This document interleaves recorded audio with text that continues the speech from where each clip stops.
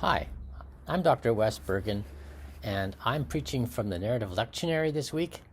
And my wife noticed that I've been spending a lot of time filling in the blanks between one session, between one story and the next story. And so she suggested I make this video so that I don't have to do that during sermon time. Last week we did one of the Solomon stories. This week we're doing an Elisha story, so we've missed a lot of stuff in between. It's really helpful when we're understanding this part of the story to remember that Israel is a tiny little country, right? It's like, 100 miles top to bottom.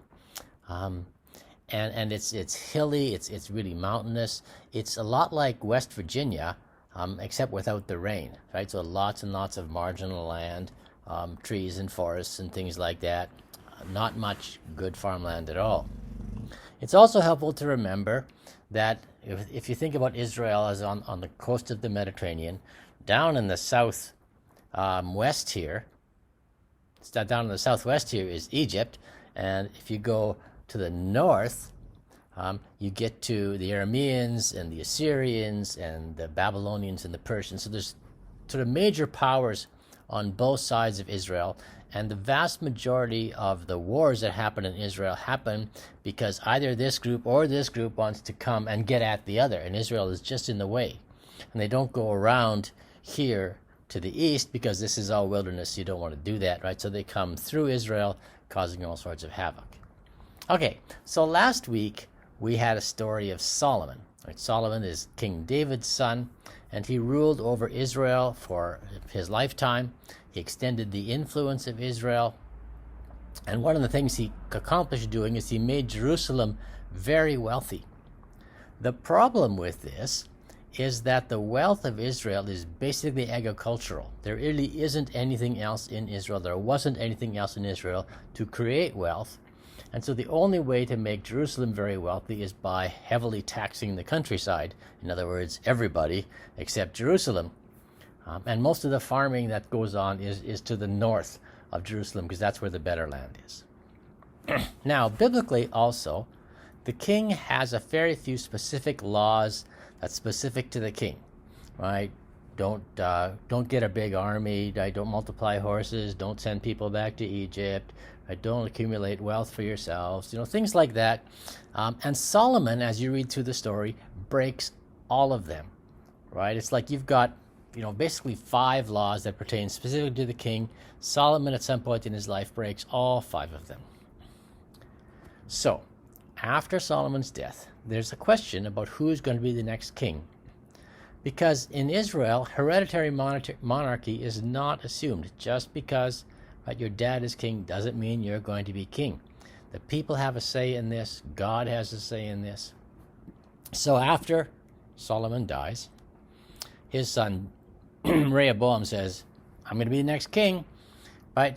But the people from the countryside, right, they came into town and they said, well, we want to hear from you. We want to know if we actually want you to be our king. And so one of their major request is, can you lower the taxes? Can you lower the burden on us that has made Jerusalem so rich and the rest of us so poor? And after making some crude joke about the size of his loins, he says basically no. So most of Israel chooses a new king. They're going to say, no, we're going to make Jeroboam our new king. Right? So the kingdom splits in half, but not actually half, because Jerusalem controls a little bit of territory to the south, right, which is largely marginal land, right? It's okay-ish for farming, right? But all the good stuff is up north, and all the wealth is up north, and all the power is up north.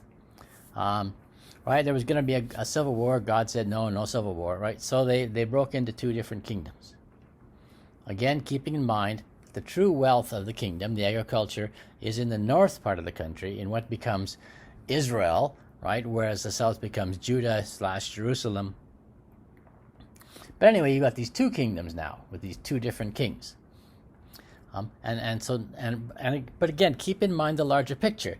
That so not long after the split, the Egyptians come up from the south, and they basically defeat Jerusalem. It's not a war, but they just say, give us all your gold, and Jerusalem does.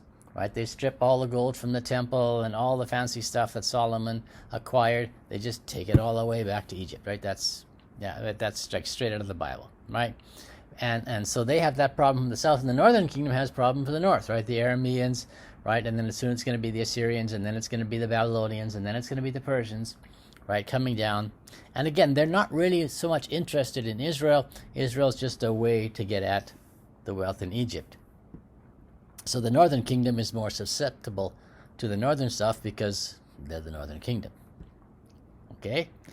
And this is important for our story because it's the Arameans, sometimes translated as Assyrians, right? For whom Naaman, in our story, is the commander of the army, right? So this isn't just like some dude who happens to be a commander of some army somewhere that is asking Elisha for help. It's like Israel's direct neighbor / enemy that is asking for help. So all of this, in any case, takes place for roughly 100 years after the division of the land, right? So the story is going on, and then we get this block of stories about Elijah and Elisha.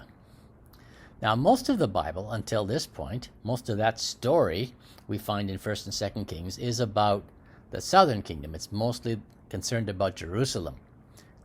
But these stories are about the northern kingdom because God is still working in the northern kingdom, specifically through the prophets. So that's where we are in our story. Hope you enjoyed this. Again, Dr. Wes Bergen, Morgantown Church of the Brethren, Morgantown, West Virginia. Thanks for listening.